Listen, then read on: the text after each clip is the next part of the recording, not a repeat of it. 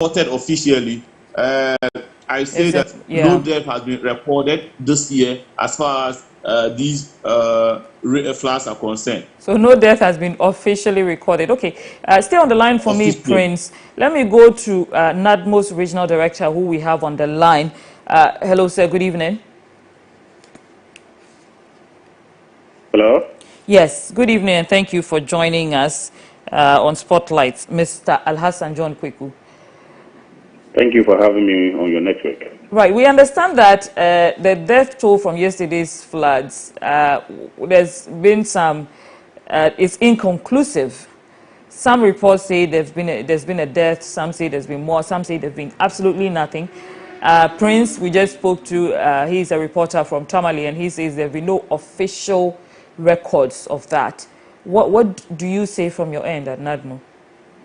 Well, as a disaster management body in the region, apart from what we already know in terms of the number of persons who died as a result of flooding, drowning, and then lightning and thunder, I can confirm to you that about 10 lives have been lost. Oh my God. One, in the Cherpuni district, some 3 young ladies went to do washing in one of the streams. So after they are washing, they tried to swim and the water carried them away. And also in the Bumpuruguna-Panduri district, particularly in Naja number 1, a woman and her grandchild went to farm.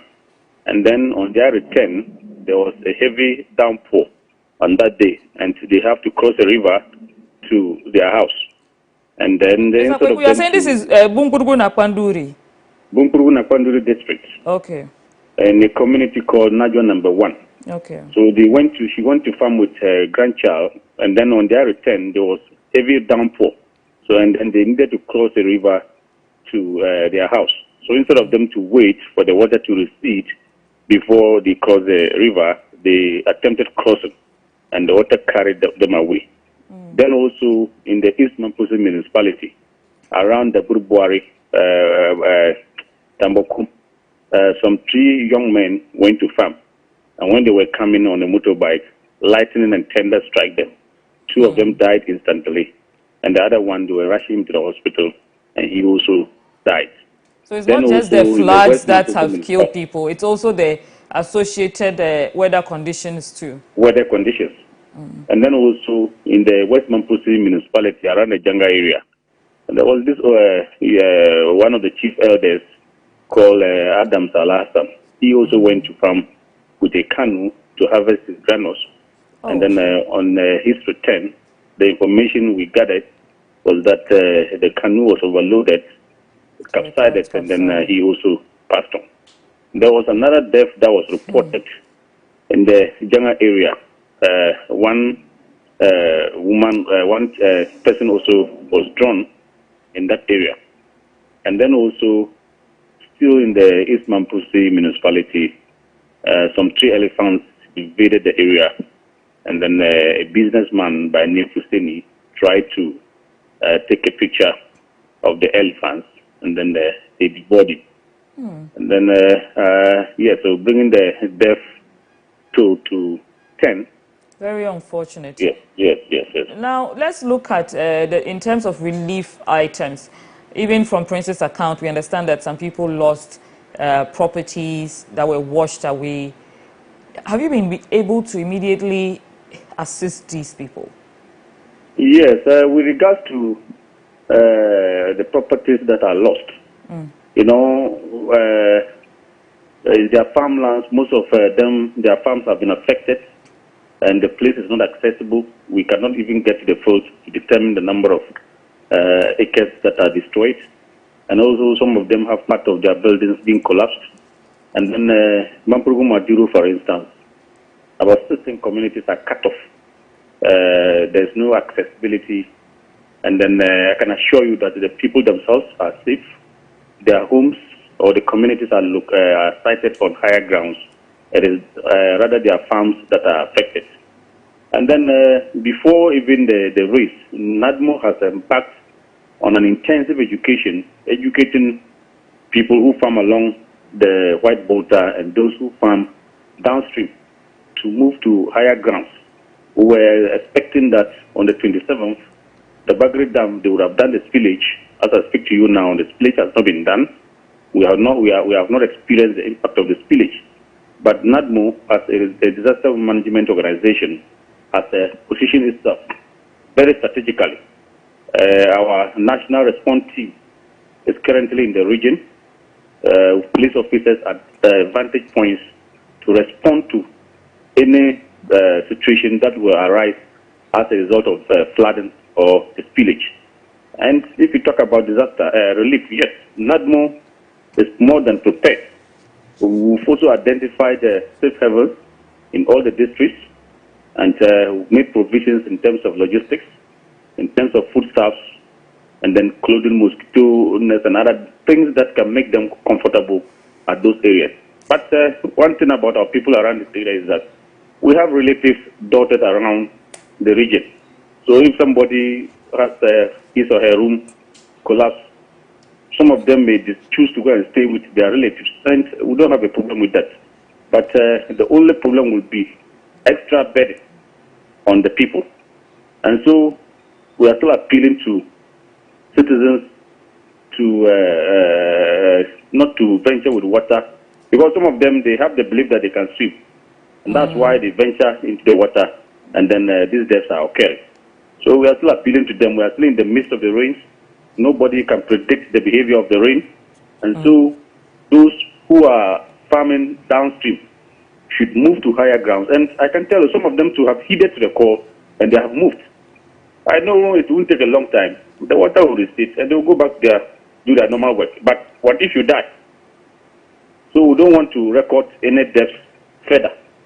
So we are still appealing to them. The education is ongoing. Even about an hour ago, the Director General of NADMO himself was at the Nairi Palace to engage the overlord of the Mamprugu Kingdom and his subjects and other major stakeholders, just to tell them to appeal to our people to stay away from the water, because some of them have their farms being submerged, and they try to use canoes to do the harvesting, which is very dangerous. So we are still appealing to the people, but I can assure you that NADMO is more than prepared, and we are ever ready to deal with any situation that will arise as a result of the flooding.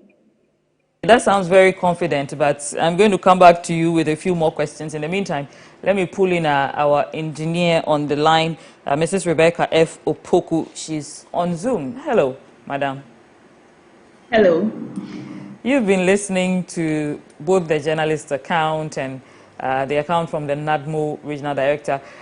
From the engineering point, we had Prince blame all sorts of different reasons for these floods. How do these floods occur? All right, thank you very much. From engineering and from that matter, civil engineering, that is actually my field. We are responsible for the design, the construction, and then the maintenance of our physical and then the built environment, which includes our roads, our drainage systems, our structures, our buildings, our rail lines, and everything that you can think of in the environment. So it's a bit broad, but then to narrow it down to flooding, no human in his or her right mind would want to develop in what you see a stream there, or you see a water body there, and then you want to develop or put a structure in there. No. So ideally, we go in to develop in on dry lands, but there are times that these lands, which are normally supposed to be dry, happen to be submerged with water, and so that is when we have the situation of flooding. Like you rightly mentioned in your introduction, Ghana has reported cases of flooding in Accra, Kumasi, some parts of Accra, some parts of Kumasi, and also the northern part of the country, like we are reporting on now. In the urban areas, popularly Accra, some parts of Accra, and also Kumasi, and also now that I'm hearing Tamale is even flooding. Most of the causes, in fact, there are a lot, but then if to mention a few, there is one important factor, which is the change in our land use pattern. So if I will give you a scenario, there is this area probably in your community that in the past 5-10 years ago, if you go there, the place wasn't developed. It was forest or a bush or someone's farm. The surface was just soil with plants on it. It wasn't sealed. But then, as we talk now, all those areas are sealed. There are no pervious surfaces. We have our tiles or our pavement blocks or our concrete surface in there. So when it rains, even if we are expecting the same amount of rainfall, which normally doesn't happen because for the past rainfall pattern have changed. I mean, if we are still talking about the 5 to 10 year scenario I'm giving, even if we are supposed to estimate that that same amount of rainfall is what we are getting today, but then we have our surfaces sealed, then we would expect some amount of flooding. That is if we haven't planned for them.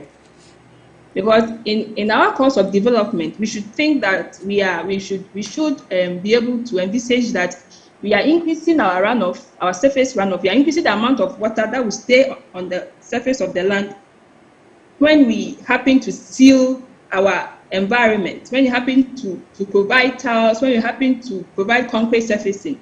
And so to plan for it, we have to provide adequate drainage systems that could take this excess runoff that we are now developing. But unfortunately, it's like most of us are just interested in putting the structures there and not worrying about where the surface runoff will be carried to. Mm-hmm. But we shouldn't forget that, like we always say, water will always find its way.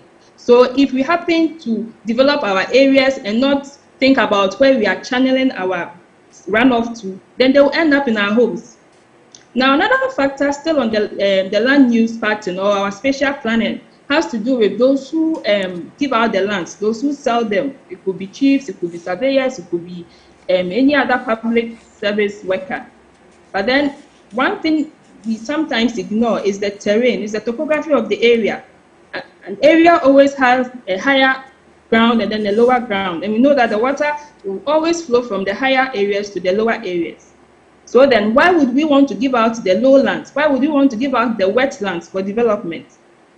I remember the journalist mentioned that that has been one of the causes of the flood that we are experiencing in Tamale now. People are building in wetlands, which is not right. We are supposed to leave them. We are supposed to leave those places and protect them. Engineer, I've heard you mention the topography of the area, whatever previously was occupying the area. But has this got anything to do with planning? Yes. I don't know if maybe the network went off, but I did mention that when it comes to planning, one important factor we can't ignore is the topography or the terrain. I'm talking about whether this portion is high or that portion of the land is low. That is the contours, the surface. That's why we are talking about the topography of that area. And when it comes to planning, we don't want to build in the low-lying areas, because that is where our water bodies, that is where our streams, that happens to be our waterways.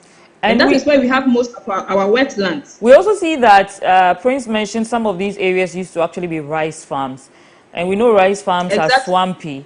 So should there have been any upgrade of the land after this place was phased out of rice farming before people would occupy or even build in that area? Or should they not have built there at all? I think I'll go in for the second option, because if you are talking about an upgrade of the land, that would involve extensive engineering studies, and which always comes with high cost. And people are not ready to invest that much. So they just go and say, this is the land I want to buy, and then they start putting on their structure. But then, if we can avoid such areas, if we can, you can label them as a wetland, preserve them for farming or for other use, but not for human settlement. No, because if they do, regardless of the amount of engineering that might go into their foundation, you might still have water running into those structures. Engineer, So we've seen these issues that have been highlighted year after year in these areas that get flooded. Now, when these areas are flooded and we identify these issues, what happens? The next year, do we apply the issues, or why do we have a repeat of the same issues?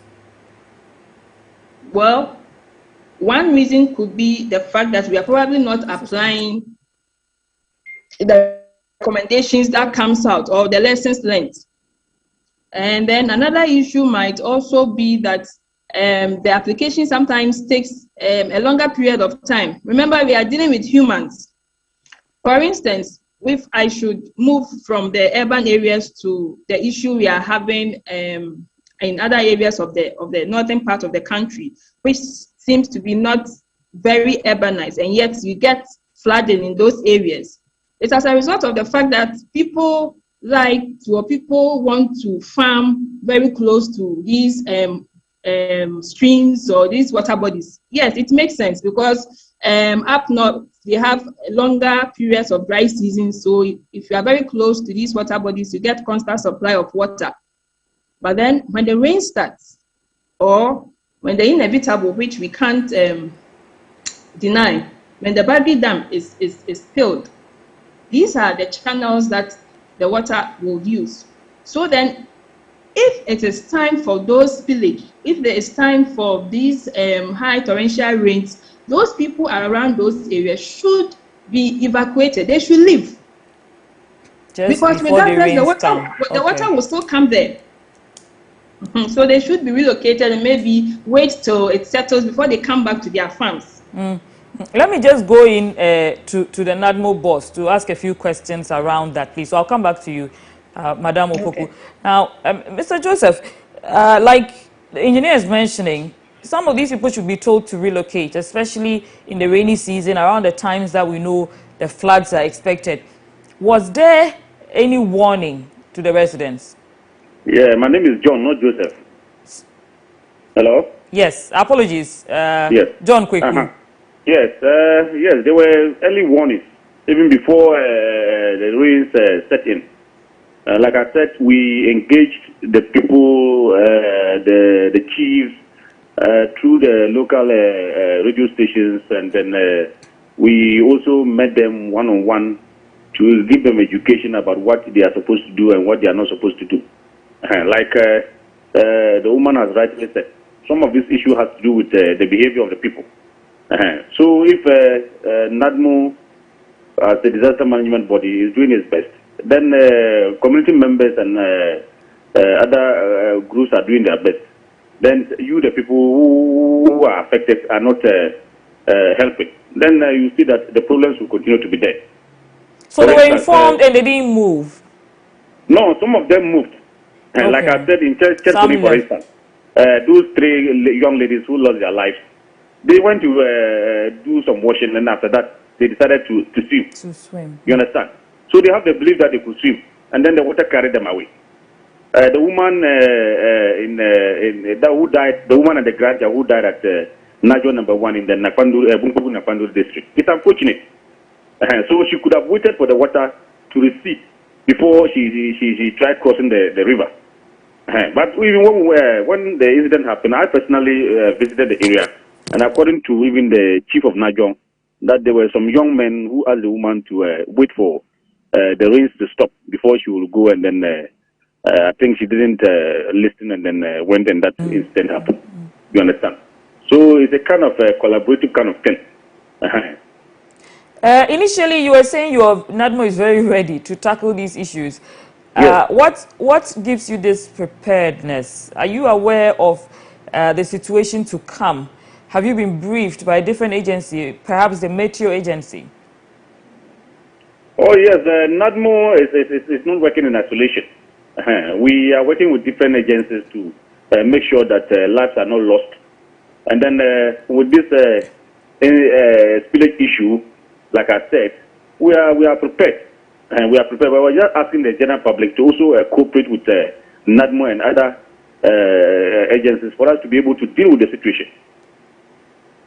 Now, when we look at this present situation, how do we manage the disaster as it is right now? This issue has been there. And that is why when you are living around this part of the country, you will appreciate the fact that this current government is trying to construct the Palago multi-purpose dam. And when that dam is finally constructed, we are hoping that this flooding thing will be turned into good use. And this issue of flooding, consuming people's farms and other things will be a thing of the past. Like the woman also mentioned, as of now, in some of the urban areas. Sorry, Alassane, let me just interject there. Until this Palago Dam is constructed, well, what do we do in the meantime? In the meantime, we are also working in collaboration with the Ministry of Agri. Okay. We have been telling those who are farming close to the rivers and downstream to start cultivating early varieties. By the time these waters will come, they would have harvested their crops and then go away. Okay. You see that? Let me just go back to engineer there. Please stay on the line for me. I'm going to come back to you so you can list for us the areas that are still expecting floods going forward into September. Now, engineer. Yes. Yes, thank you for staying. There have been these floods, usually when they occur, there's always an investigation and the findings are not exactly public out there. Should we be privy to the fine print and know all the information that comes out, especially the causes and the issues that are endemic in the area? Yes, thank you for the question. In my outfit or where I work, if there is an issue concerning drainage or flooding, like you mentioned, and there's an investigation and it becomes necessary that we publish it, I don't think it will be a problem. Shouldn't it be automatically published? I mean, when you say it becomes necessary that we publish it, so are there instances where it's not necessary? When so many people have been impacted, shouldn't it just be an automatic publishing? It depends on it depends on the structures of the institution. Actually, if they have a website, they can put it there for the general public. If a journalist is interested, they can just walk to the office and then make it available for him. That is what I meant by when it becomes necessary. Okay. So yes, so there are findings that, and whenever these findings are made, we should try our best, regardless of where we find ourselves, whether in the private or the public sector. We should try our best to implement the recommendations that the engineers on board and bring out, so that we can solve this issue of flooding. Madam Poku, is it possible to permanently stop flooding? Because we've had many years of unfortunate experience. A lot of study has been done. We know what the causes are in the areas. If we solve these problems, don't we solve the flood problem? That would have been very great, but we can't permanently solve flooding, because sometimes the causes are natural events that we don't have control over, and you might go ahead and design all the structures possible for today, but you don't know the intensity of rainfall that will come tomorrow or in the next 2 or next 10 years. So there could be occasional floods, but they shouldn't be very frequent, and that is the issue. We shouldn't be experiencing them as frequent as we are. But then, and then, especially when we can do something about it as individuals, as the country as a whole, we can all contribute our part to reduce the occasional issues of flooding. But to say we are wiping away flooding is like saying that we are trying to stop earthquake or no. It is a natural event. It can occur, but it shouldn't be as frequent as we are experiencing. So back to what I was saying, that each and every one of us. For instance, if we're in a community that has drainage structures there, what is our behavior, I mean, as humans, especially when it comes to sanitation? Are we emptying our bins into the drains? What if the drains, when they are silted, what is our maintenance plan as a community? As it can be a road agency, or it can be a private, I mean, the assembly. Whoever is responsible for that space. As a community, as an assembly, as a region, as a country. Yes. Are we sticking to a maintenance schedule? Because yes, we live in a part of the world that we have silt around us, and once in a while you get the silt entering into our drainage structure, so it becomes necessary for us to maintain them, to desilt them. Are we doing them? The engineer comes and designs that this particular area needs a drain of, say, 1 meter depth, but then it's silted. It's silted to, say, 0.5. Half of it is fully silted. What do you expect to happen when it rains? Because according to the engineer's analysis, we needed a full depth of 1 meter, but then we have half of it being silted. And it is not something that, I mean, it's not rocket science. All what it needs is for the drain to be desilted. Rebecca, give me a moment. I have an interesting question for you, but before that, I want to give out the phone lines, especially to those listening, and most especially those in Kumasi, Tamale. If you're listening, please call in. Let us understand the situation on the ground that you have seen with your own eyes. So 0550 331511.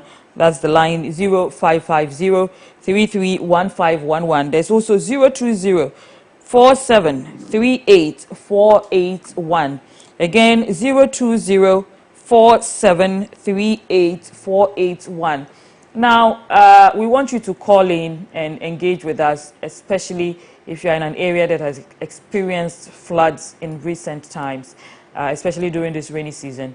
Explain to us what the situation is. If you've identified any local causes, that would be fantastic. If you've identified any solutions, even more brilliant. Now back to Madam Rebecca. In 2016, there was a major disaster of floods and fire. Do you think we've learned from it?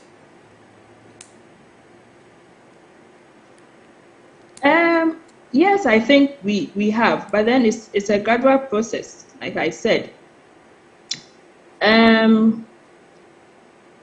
2016, are you referring to the incident in Accra? Yes, please.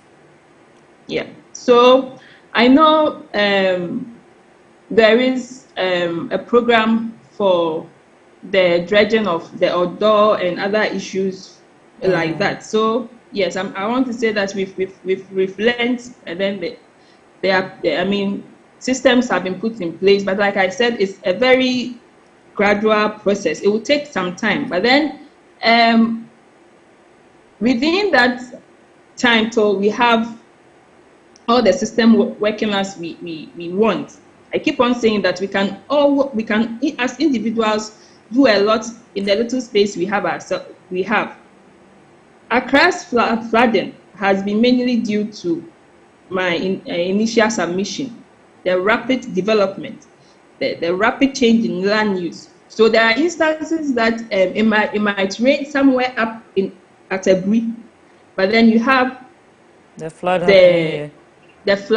at the downstream, somewhere around Circle or areas like that, because the runoff has increased, and we have probably not provided enough drainage structures to carry that runoff. That aside, we the humans who are emptying our bins into the drains, our sanitation it's very, very poor. So we end up still having cases of flooding. But then if we are able to, I mean, go ahead, the engineers play their part in doing appropriate designs for the runoff or the amount of rainfall we are getting, propose adequate sizes, and then even as individuals, our method of construction, do we have to seal our whole compound in our homes, and where do we expect the runoff to go?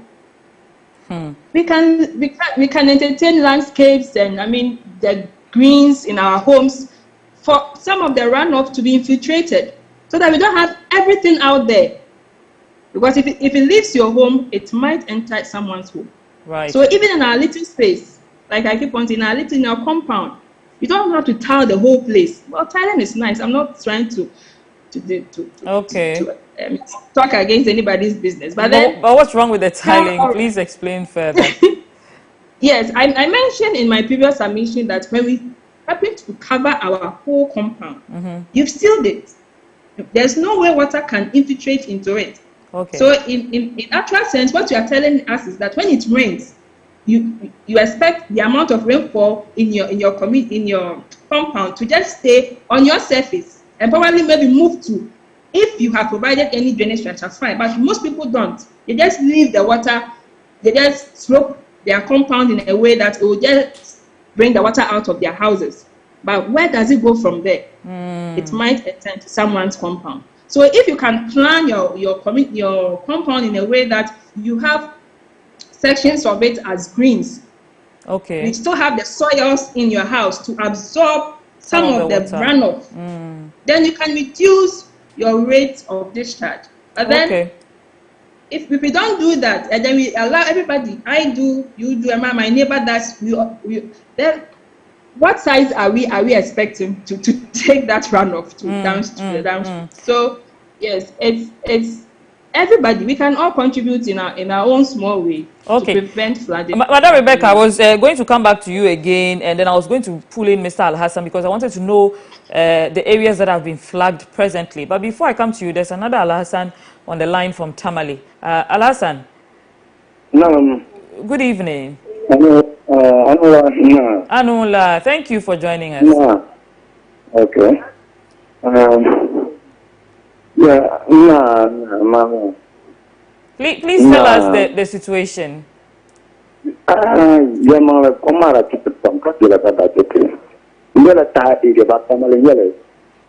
Okay.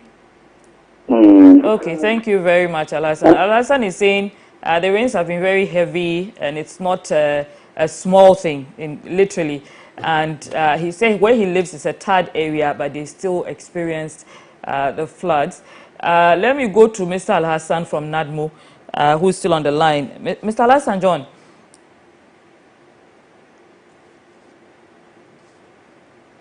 Mr. Al-Hassan, can you hear me? Do we still have NADMO? Yes, I think we're having issues with his line there. Unfortunately, I was just going to get his last remarks about the flagged areas to look out for. But in the meantime, Tamale, please call us. It would be nice if you speak English so the viewers, other viewers, and the panelists can also hear you. It's 0550 331511 0204738 Let me go back to, is Prince still on the line? Prince Tamaklo. Okay, Prince, we're having issues with Prince's line there too, so we'll come back to Prince shortly. But we have also Abubakar on the line. Hello, Abubakar, where are you calling from? I'm calling from someone. It's an Ergo Municipal Assembly. Were you affected? Were you affected by the floods? I was affected in my municipal. I'm the presiding member of the Ergo Municipal Assembly. Yeah. We understand NADMO has been up to task. Have you had any help from NADMO, any relief?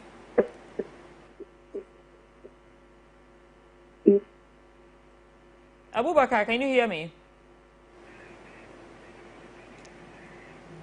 Okay, unfortunately, the lines seem to be very bad. We are going to Seshiri, so there's someone on the lines from Seshiri. So, hello, good evening. Good evening. Have you also been affected by the floods?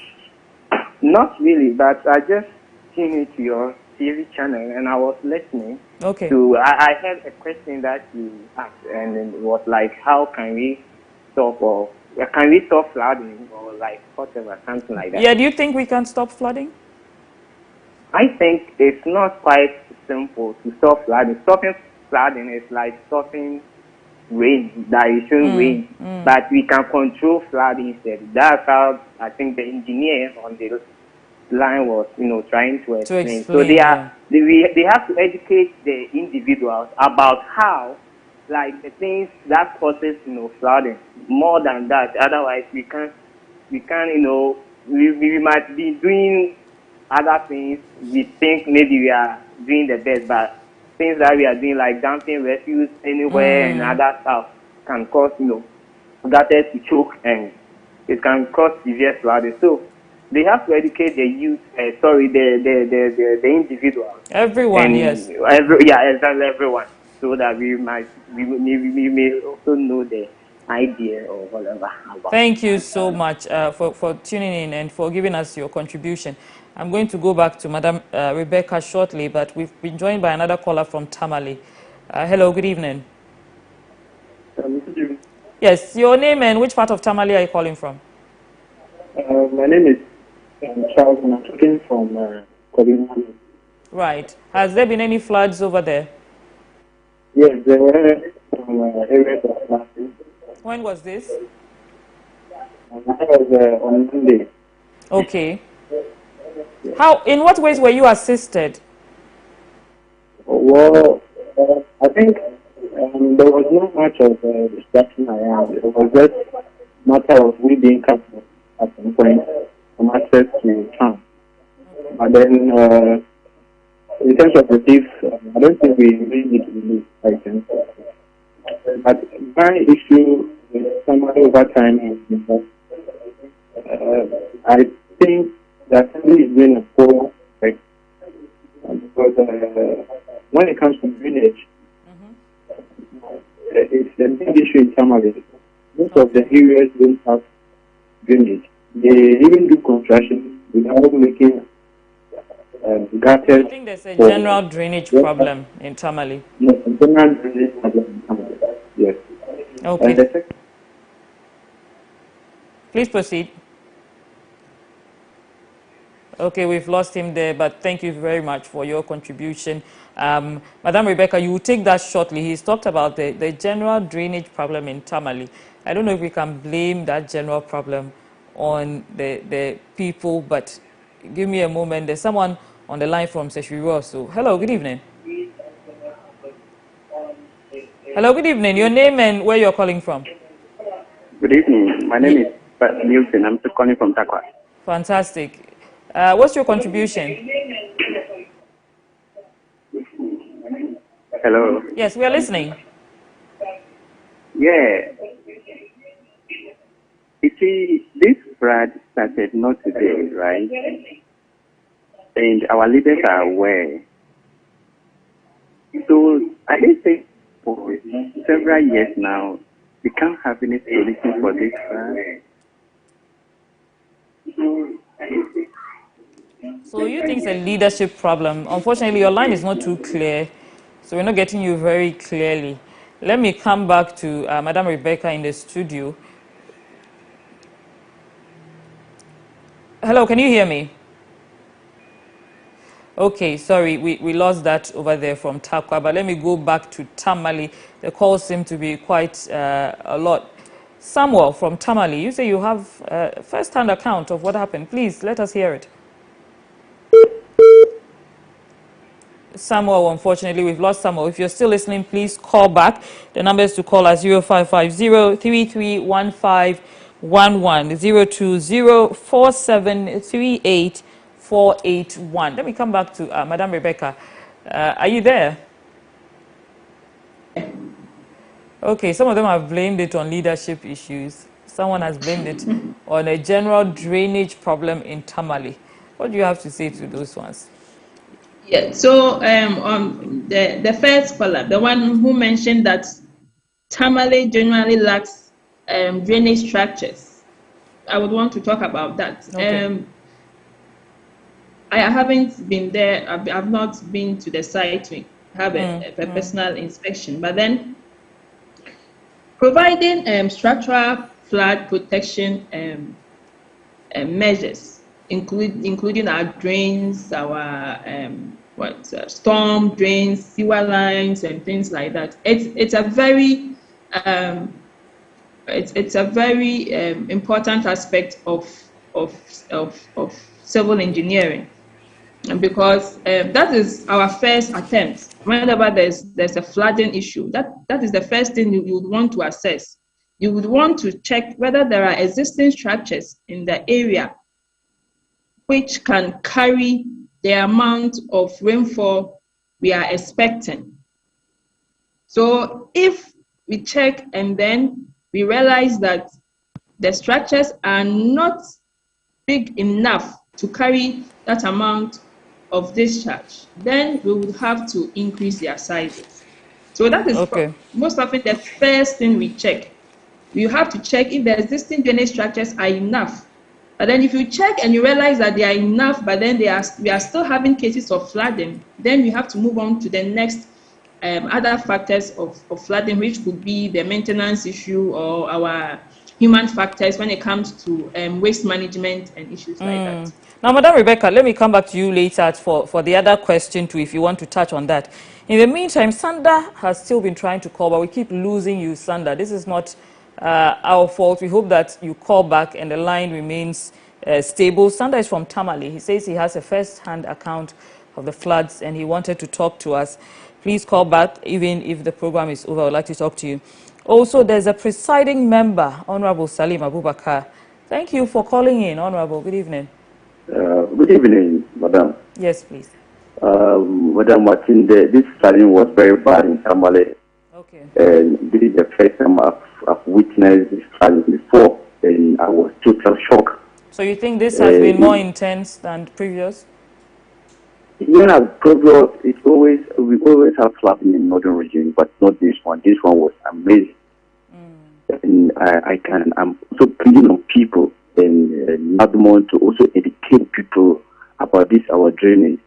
And normally people also down our rubbish and, so many things in around our gutters that sometimes block this direction of this water to be full.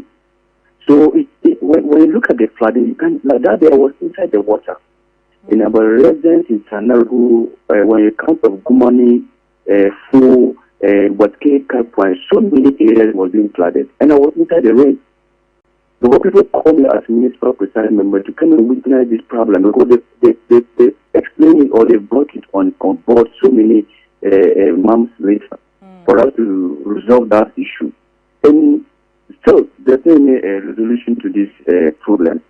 Nadmo was here. We had a Nadmo regional director. I don't know if you tuned in when he was speaking, but he said some of the issues were also local stubbornness from residents because some of them had been told to vacate their residence and they didn't do it. How do we help those ones? Yes, so we want to work together with the Nadmon officers, the presiding members and assembly members. I think we can come together and I think we can find solutions to these issues. I think that will help our mother Ghana to grow. Okay. Not that I don't think that we can resolve this problem. We all have to come together because we are all citizens. We are not people who just came into Ghana to get settled. We are all the Ghanaians. Okay. So we have to come together. Have you been in touch with have you been in touch with Alasan John Kweku, who's the NADMO director? I think Alasan John is the northeast. He's the northeast and I'm in the northern region. Okay. Because they've divided the regions, and I think Alaji Hindu is the NADMON officer, and my minister also have my NADMON officer, that's in Damba. Yes, I've communicated with him. Since yesterday, we're together. Thank you so much, Honorable Salim Abubakar. Let me go to Sanda, who has been trying to call us for a while. He's back on the lines. Hello, Sanda. Good evening. Hello? Yes, Sanda, we're listening to you. We lost you earlier. This Charles. I called a while ago. Okay. Actually, I was talking about the general drainage problem. Right. Listening to the submission of the engineer, she was talking about drains being about the standard should be about 1 meter deep. But you realize that it's something that happens in this country. The shoddy work most of the engineers do. So at the end of the day, and most of our drainages are not covered. And even if they are being done, because the roads are not being constructed, the rain ends up washing the silt from the road into the drainage, getting the whole place choked up. And the attitudinal change, the attitude of people to is part. In Tamale, for instance, we don't have beans distributed across. So most of them people just dump waste indiscriminately. Wherever they find, they just dump waste in. So at the end of the day, most of these drainage that we have get choked. And I heard the assembly member and then also the national coordinator talking about the whole situation. And you see, the whole thing is that we have bylaws. So if the assembly is not able to implement bylaws and people continue to build on waterways, then we are going to continue to have this problem recurring. You get it?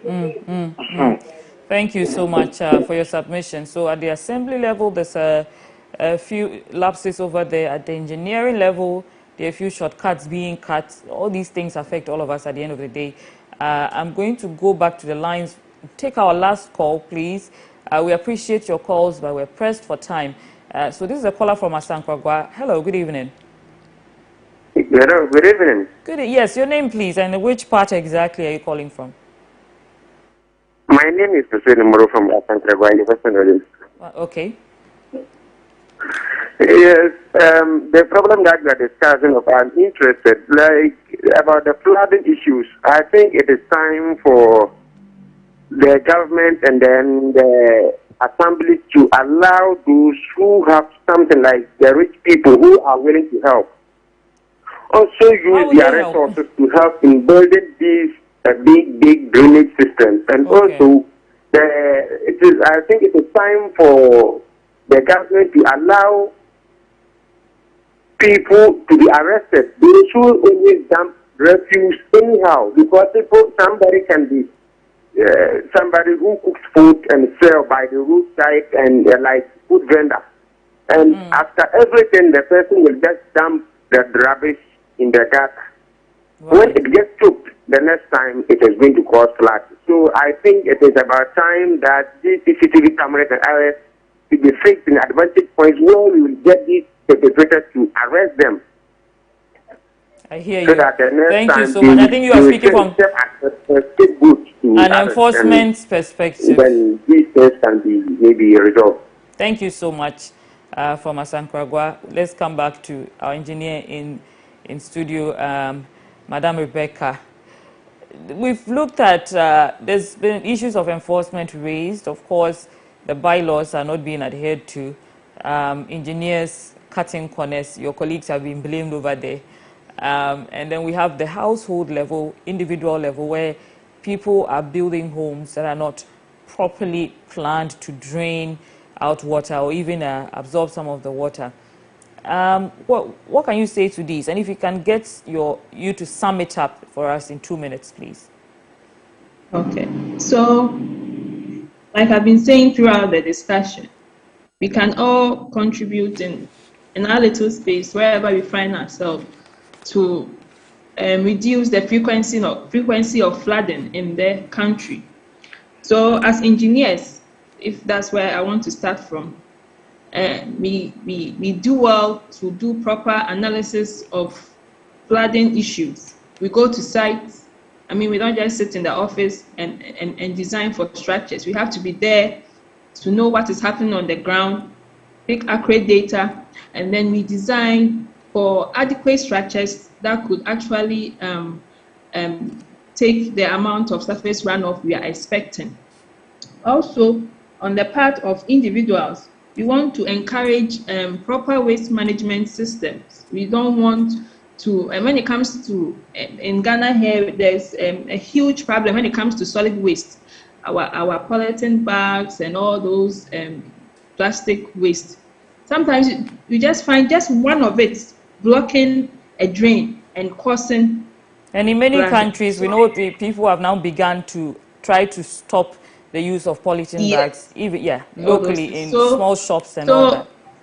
Yes, so we should come up with proper ways of managing our solid waste in particular, and also how do I put it, the public sector, the government, wherever we find ourselves, it's the assembly or whichever space that we are in charge of. Thank When you it comes so much. to, yes, when Rebecca, it I said comes 2 to minutes. yes, that's my last. When it comes Please. to strategies aimed at improving the natural environment, like we don't want to build in waterways. We don't Okay. want to encourage building in wetlands. No, because if we keep on encouraging that, then we are nowhere near. Controlling flood in the Thank country. you Thank you very so much. much, Madam Rebecca is an engineer. Let me go to Prince Tamaklo, a journalist in Tamale who is still on the line. Please, Prince, sum it up for us. Okay, so in conclusion, I think that if the local authorities are involved in some of these decisions on people building on waterways and creating drainage in the northern region, and then those that already exist that are smaller, what do we do in dislating them and also trying to expand them? Tamale is growing by day, and so if all duty bearers come on board, and like I mentioned earlier, this is a place that people revere their chiefs so much. So when chiefs are involved, wherever there is the need for people to relocate for drainage or for water to pass, I think that some of these things should be involved, and then we'll get a lasting solution to it. And that's on the 25th of July 2017, that the woman who was carried away with her Toyota RAV4 and then died suddenly. What have we done after the situation? The very point where she was carried away with her car and then died, when the contract was given for people to expand that particular portion, there were political, internal political wars on who should be given the contract and who should not be given the contract. As it stands, the project there is incomplete, and who knows what will happen next on that same spot. That project is not complete because of political issues, because party boys were fighting over who should be given that particular contract. So Thank that's the you so situation we are much, faced with. Prince. The issue seems to be multi-pronged, coming from all directions. We're grateful for your time. Prince Kwame Tamaklo is a journalist in Tamale.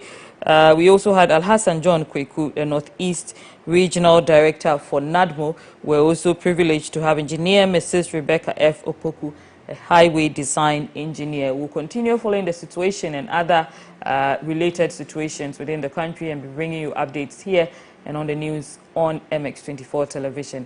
Thank you for joining us this evening. My name is Nwong Falong, and on behalf of the entire production team, we're grateful.